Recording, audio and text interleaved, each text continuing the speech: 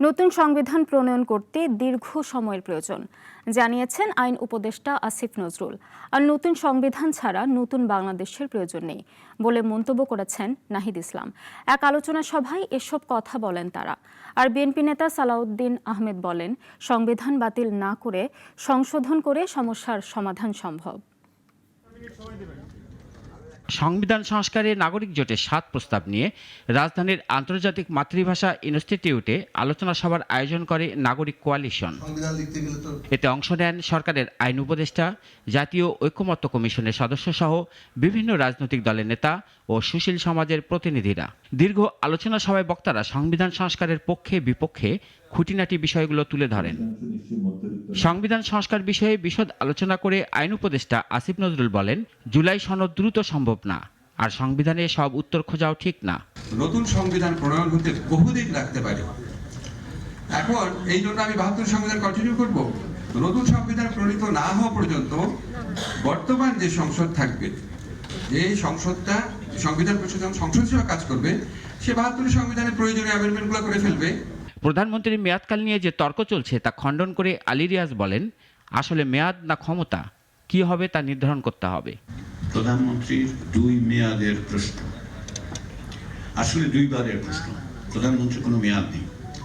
Westminster স্টাইলে প্রধানমন্ত্রীর কোনো মেয়াদ নেই। তিনি 2 দিনও হতে পারেন, 5 বছর হতে পারেন।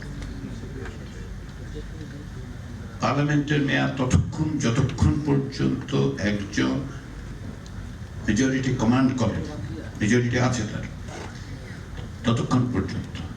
ফলে এই শব্দটা ব্যবহারের ক্ষেত্রে একটু আমাদের সচেতনতা দরকার। আমরা 2 বার বলছি না 2 মেয়াদ বলছি। আর রাজনৈতিক দলের নেতাদের মধ্যে বিএনপি নেতারা সংবিধান বিষয়ে বলেন, যে সংবিধান বিদ্যমান আছে তা নিয়েই এগুতে হবে। এখন রিরাইটিং নয়, নতুন প্রণয়ন নয়, সংবিধান সংশোধনের মাধ্যমে একই কাজটা করা যায়। বিএনপির এ নেতা আওয়ামী লীগের কার্যক্রম নিষিদ্ধের কারণে সরকারকে ধন্যবাদ জানালো আওয়ামী লীগের বিচার প্রক্রিয়ায় সংশোধনের কথা বলেন। আন্তর্জাতিক অপরাধ আদালতের যে আইন, সেটা সংশোধনের মধ্য দিয়ে রাজনৈতিক দল হিসাবে আওয়ামী লীগকে বিচারের প্রক্রিয়ায় নিয়ে আসার যে সংশোধন এটা আনা হয়েছে, সেটাকে স্বাগত জানাই।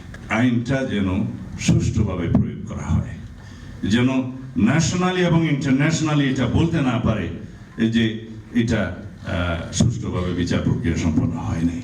জুলাই সনদ না হলে 24-এর গণ অভ্যুত্থানের মূল্যায়ন হবে না বলেও জানান জাতীয় নাগরিক পার্টির আহ্বায়ক। 24-এর পরে যেহেতু আমাদের সেই সুযোগটা এসেছে, আমরা মনে করি যে একটি গণপরিষদের মাধ্যমেই আমাদের রাষ্ট্রের ভিত্তিটা নতুন করে ঐক্যমতের মাধ্যমে স্থাপন করা আসলে উচিত। আর যাতে কোনো ফ্যাসিস্ট জন্ম দিতে না পারে, সেজন্য সবার আগে সব রাজনৈতিক দলগুলোকে এক টেবিলে আসার আহ্বান জানান বক্তারা।